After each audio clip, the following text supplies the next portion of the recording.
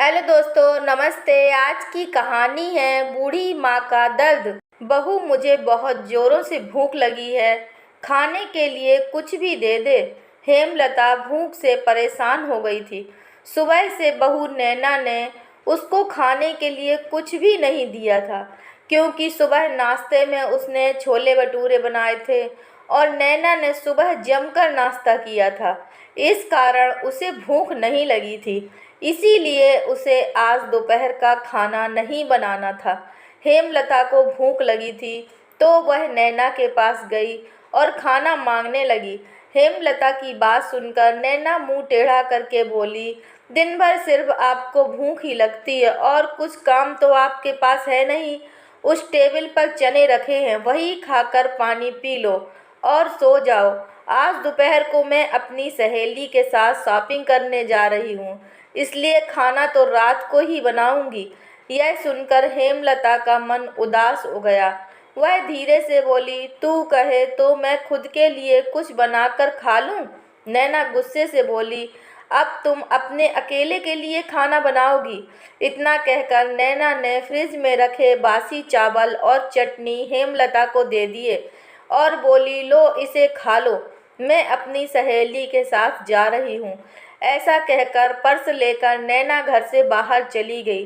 चावल फ्रिज में रखे थे, फिर भी वह खराब हो गए थे, उनसे बदबू आ रही थी और चटनी भी सड़ी हुई थी। बहू के जाने के बाद हेमलता ने वह चावल कूड़े में डाल दिए। इसके बाद उसने अपने लिए गर्मा गर्म दाल चावल बनाए और अचार के साथ खाए और सब बर्तन धोकर किचन साफ कर दिया। अपने रूम में जाकर सो गई।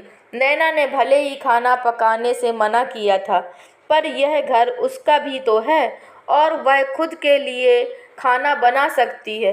यह सोचकर उसने अपने लिए दाल चावल बना लिए थे। दूसरे दिन सुबह हेमलता अपने कमरे में बैठी थी।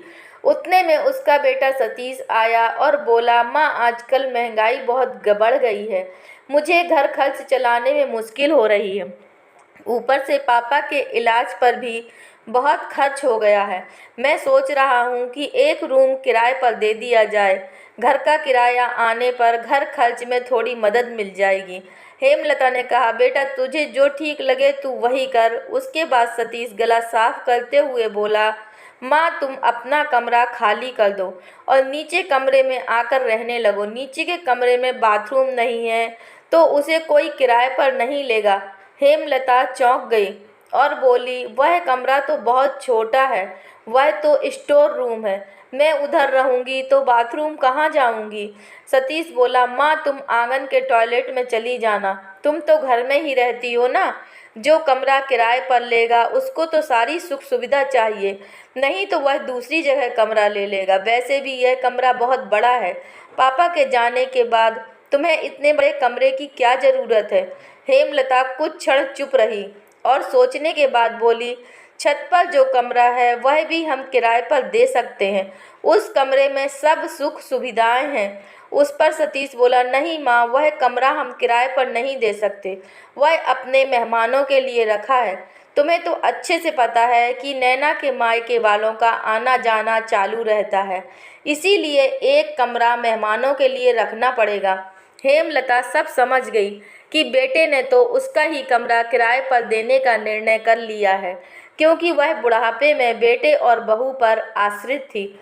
इसीलिए सतीश ने जो कहा उस पर हेमलता ने ज़्यादा विरोध नहीं किया और उसने अपना थोड़ा सामान लिया और छोटे कमरे में शिफ्ट हो गई। उसे छोटे कमरे में दम घुट रहा था, फिर भी वहाँ दिन काट रही थी। नया किराएदार आया था, सब पहले जैसा चल रहा था।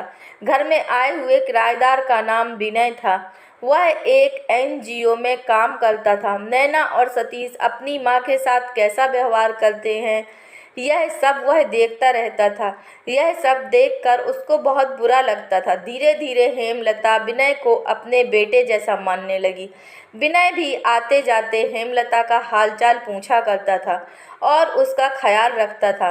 नैना बचा हुआ खाना उसकी थाली में रख कर दे जाती थी और बेटा तो उसकी तरफ देखता भी नहीं था। हेमलता तो पहले ही समझ चुकी थी कि उसका बेटा अब बदल गया है, फिर भी वह आंखें बंद करके किसी पालतू जानवर की तरह उस घर में रहती थी, क्योंकि बुढ़ापे में उसका दूसरा कोई सहारा नहीं था। 2 रोटी के लिए उसको उनके सहारे रहना पड़ता था। कभी कभी हेमलता को बहुत रोना आता था। हेमलता विनय को अपने मन की बातें बता देती थी। उसके पति की मौत बेटे की लापरवाही से ही हुई थी, पर वह ज़्यादा नहीं बोल पा रही थी। जब पति काम पर जाते थे तब घर में हम दोनों को बहुत मान सम्मान मिलता था। जब वह काम करने में असमर्थ हो गए तब उन्होंने सतीश से कहा कि घर खर्च में मदद किया करे। ऐसा कहा, यह बात सतीश को बहुत बुरी लगी। जब तक पति घर चला रहे थे सतीश अपने सब पैसे बचा लेता था, पर अब शर्म से और मजबूरी से उसको घर का खर्च चलाना पड़ रहा था। माँ बाप का खर्च उसको बोझ लग रहा था, लेकिन वह स्पष्ट रूप से कुछ कह नहीं पा रहा था। इस बीच पति का स्वास्थ्य बहुत बिगड़ गया था और वह चल बसे। डॉक्टर के पास जाने से पता चला कि उनको निमोनिया हुआ था। डॉक्टर थोड़ी महंगी दवाई लिखकर देते थे तो सतीश पैसे बचाने के चक्कर में आधी दवाई लेकर आता था। शुरू में पति का स्वास्थ्य सुधर गया था, तब सतीश ने उनकी दवाइयाँ बंद कर दी थी। एक दिन रात में उनकी बहुत ज़्यादा तबीयत खराब हो गई। तब मैंने सतीश के कमरे का दरवाज़ा खटखटाया और उससे कहा कि तुम्हारे पापा की बहुत तबीयत खराब है, डॉक्टर के पास चलो। तब सतीश ने कहा, माँ मुझे सोने दो, सुबह हम डॉक्टर के पास चलेंगे, कहकर उसने दरवाज़ा बंद कर लिया था। हेमलता रात भर पति के पास बैठी रही।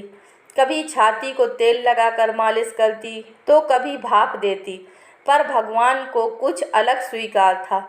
सुबह तक उनकी मृत्यु हो गई थी। घर में शांति छा गई। सतीश रोने का नाटक करने लगा। नैना तो ऐसे रो रही थी जैसे उसको वास्तव में ससुर के चले जाने इस बात पर बहुत दुख हो रहा हो। सबसे ज़्यादा धक्का लगा सिर्फ हेमलता को, पर वह कुछ बोल नहीं पा रही थी। उसकी आंखों के आंसू बह रहे थे और उसके होंठ कांप रहे थे, जैसे वो कहना चाहती हो कि अब रोने का नाटक क्यों कर रहे हो, मेरे पति की मौत के जिम्मेदार तुम दोनों हो। पर वह कुछ बोल नहीं पाई और उनके पति का अंतिम संस्कार कर दिया गया। हेमलता के दिमाग में हमेशा एक बात चलती थी, सतीश ने लापरवाही नहीं की होती तो आज मेरे पति जिंदा होते।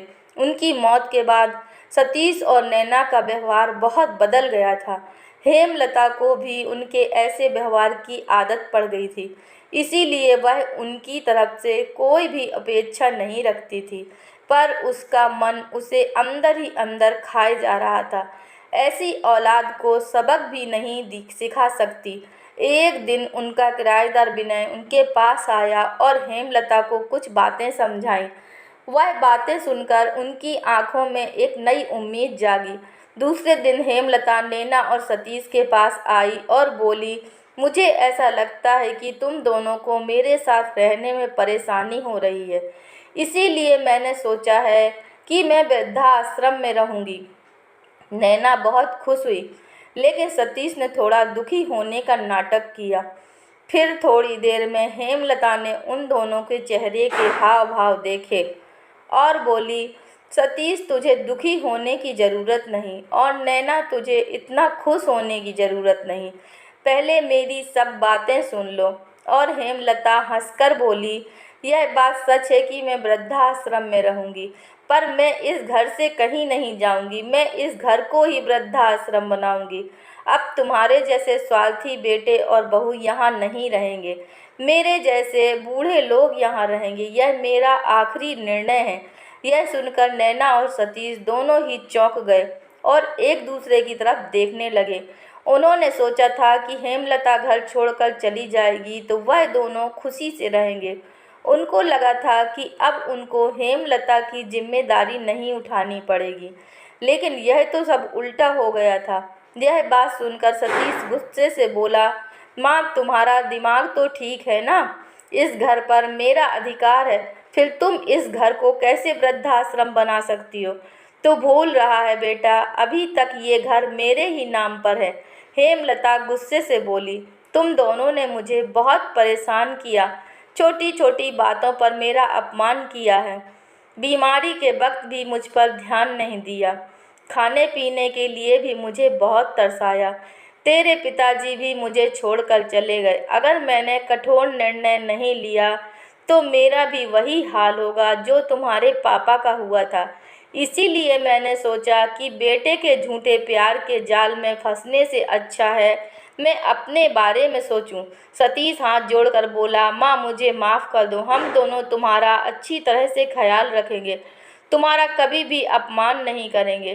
पर तुम इस घर को वृद्धाश्रम मत बनाओ। माँ थोड़ा सोच कर तो देखो हमारा क्या होगा। हेमलता गुस्से से बोली, मैंने और तेरे पापा ने तुझे अच्छे संस्कार दिए थे, फिर भी तूने सिर्फ अपने परिवार के बारे में ही सोचा, हमारे बारे में नहीं। फिर मैं क्यों तेरे लिए सोचूं? तू अपने परिवार के बारे में खुद सोच।